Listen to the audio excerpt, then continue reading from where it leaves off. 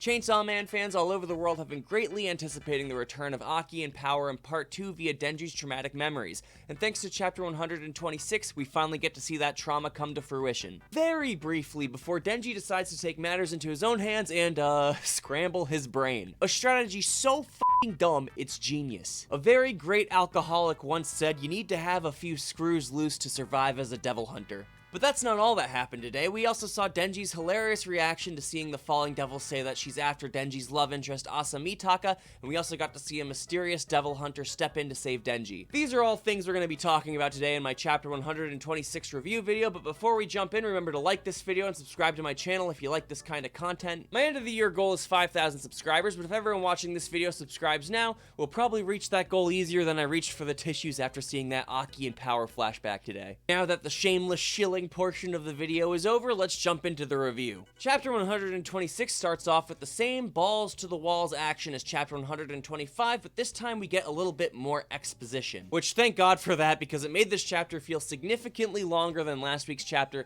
even though they had the same exact page count. The Falling Devil mentions that she knows who Chainsaw Man is, and that she's not looking to fight with him, she's just looking to send Asa Mitaka to hell. Which shows that she knows enough about human society, like who Asa Mitaka is, and that Chainsaw Man is currently acting as a hero on Earth right now, but she doesn't know the specifics of Denji and Chainsaw Man's life to the point where she ignorantly mentioned that she just wants to send his love interest to be eaten in hell. And Denji's reaction to this was hilarious. Keep your hands off of my ex-potential girlfriend. Honestly, the one thing that Part 2 of Chainsaw Man has been missing so far is just a good, silly fight with Denji, and I'm so glad we're finally seeing that again. And I'm not counting things like Denji fighting the cockroach devil and saying, there was a cat there too, dude, because he wasn't the main character for that, he was just a side character. This fight that we're seeing now felt very reminiscent of Denji's fight with Santa Claus after she had eaten part of the Darkness Devil's flesh. Denji saying ridiculous things like calling the devil an apple thief and saying, keep your hands off of my ex-potential girlfriend, reminds me a lot of Denji lighting himself on fire and dropping a flaming car onto Santa Claus. Or that scene where Denji turns himself into a perpetual murder machine by slicing up the Eternity Devil while also drinking its blood so he can keep going. This is the Denji silliness that we've been missing so far ever since he became a supporting character rather than the main character.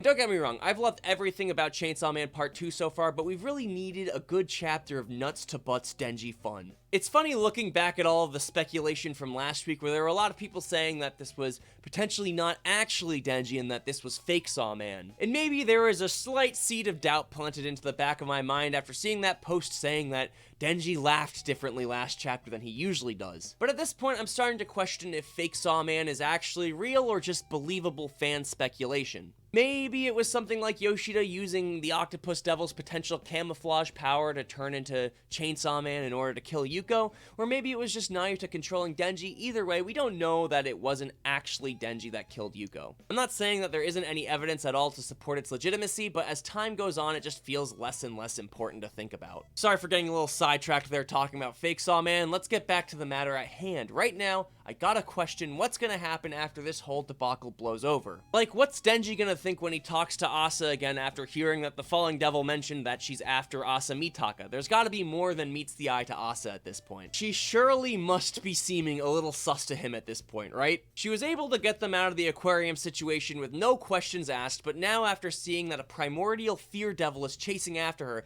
he must think something's up. There's a little more I wanted to talk about the potential outcomes / consequences of this fight, but I'm going to save that for a little later in this video. For now, I want to move on to the elephant in the room of this chapter, which was the brief one-panel reintroduction of the Hayakawa family in Chainsaw Man Part 2. As soon as we were all introduced to the Falling Devil's power to make people relive their past trauma, a lot of fans, myself included, thought that we were going to get a massive moment of Denji reliving the events and the end of Chainsaw Man Part 1, or maybe even further back to some of his childhood trauma like killing his father. But honestly, I love how he only had to relive the pain for a short moment before taking matters into his own hands and scrambling his brain so he doesn't have to think about it. And depending how you look at it, this could either be seen as a really funny moment or an incredibly depressing one. More so than if he actually had to relive a tragic flashback watching his buddies die again. Since the beginning of Denji's reintroduction into Chainsaw Man Part 2, he's been very clearly trying to distract himself from the pain he experienced at the end of Part 1. With his erratic behavior like trying to be revealed to the public as Chainsaw Man or him pretending not to know who Yoshida is, it seems like he's been actually trying to scramble his brain for a long time now. Only metaphorically before rather than physically now. I don't know, maybe this is just a silly moment of Denji's stupid tactics working out for him. It just feels a little sad to me. But moving forward from all of that depressing shit, I just gotta reiterate how great the comedy in this chapter was, highlighting the interactions between Denji and the Falling Devil in specific. Even though they're having a fight to the death, their interactions seem silly and almost casual. I specifically love the scene of Denji trying to eat the Falling Devil after scrambling his brain, and she's just like, hold up, I kinda wanna see what this feels like. This moment also showcased the Falling Devil's crazy powers, like being able to rearrange herself inside Denji's stomach and pop back out unfazed. Overall, I'd give this chapter a 10 out of 10 for Denji and the Falling Devil's interactions alone, but Fujimoto takes it another step further by introducing a mystery. A nameless, faceless devil hunter shows up, cuts their hand, and feeds Denji some of their blood in order for Denji to get back up and continue fighting the Falling Devil. So the big question we should all be asking ourselves right now is,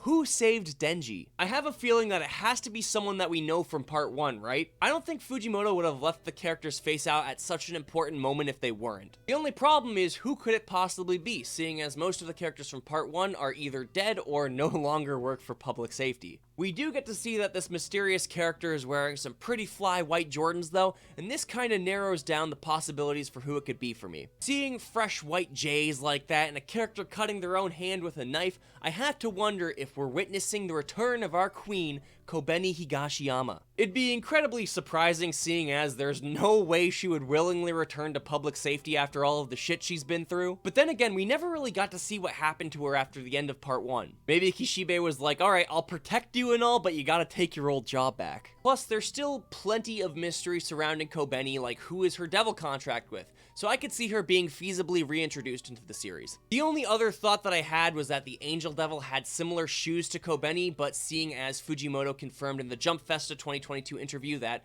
Angel died in the Gun Devil confrontation, I don't see that being so likely. So yeah, my money's on Kobeni. Now, the last big thing we really have to talk about is what happens next. Where do we go from here? I see two ways for this to pan out right now. Number one is that Denji shows back up, kicks the Falling Devil's ass, and reveals his true identity to Asa and Yoru as well. Or number two, Denji ends up sacrificing himself to save Asa. Now, if option number one ends up being true, we have an entirely new can of worms that just got opened up. Like I was talking about before, Asa surely must be seeming at least a little bit sus to Denji right now, but more importantly, if Denji reveals himself as Chainsaw Man to Asa, Yoru is going to be rip shit. Not only would that mean Yoru has been saved by Chainsaw Man on multiple occasions, but her true mortal enemy has been in front of her nose this entire time and she's done nothing about it. Now, option 2 sounds incredibly dramatic and almost uncharacteristic of Denji, but the reason I was thinking that it could be a possibility is that Denji still has his contract to fulfill with Power. I don't think Denji would necessarily sacrifice himself in a way that would actually kill him, but I could see him dragging himself and the Falling Devil back through a portal into Hell. And this could open up a potential story path of Denji searching for the Blood Devil in Hell in order to befriend them again. Maybe that'll happen, maybe not, but I feel like that contract Denji has with Power is a Chekhov's gun that is assured to go off in Chainsaw Man Part 2. I mean, when it comes to Fujimoto, there's always a third option, like all the characters stop fighting and go to McDonald's together, but the two options I mentioned before are just two feasible ways I could see the story playing out. Thankfully, we won't have to wait too long for answers though, seeing as the next chapter drops in 7 short days. Man, Fujimoto's on fire lately. We haven't been hit by the bi-weekly devil in almost a month. But if you simply need more content between now and then, why don't you check out the review I did for the first episode of a hype new anime that dropped last week. That'll be appearing on your screen right now, but that's about all for today. Thank you guys so much for watching, and I look forward to seeing you all in the next video. Bye bye now.